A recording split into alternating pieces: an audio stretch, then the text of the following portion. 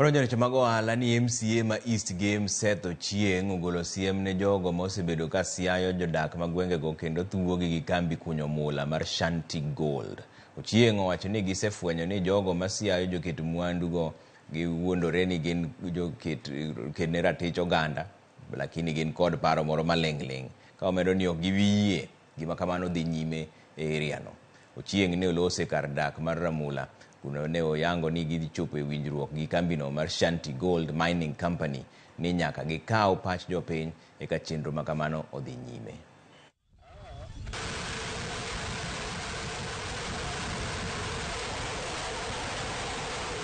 Shanta wants to introduce open cast mining here. That means they will open up the earth and a lot of us will be displaced. And every time there is a community displacement in a place which is as densely populated as Ramula, the cost is too heavy compared to what we want to get from the mining. And even our government that wants tax should be aware that it will be too costly to displace 10,000 people, families, to pave way for mining for taxes which are negligible. The Shanta company had a tendency of meeting leaders in hotels without getting the consent of the Wananchi, who is the landowner. Let them engage with the Wananchi directly without a broker getting in between.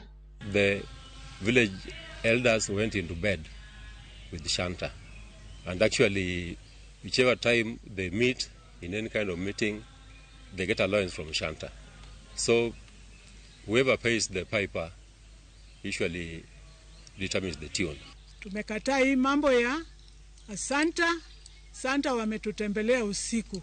Wanatembea usiku, hizi maneno zao ni za usiku.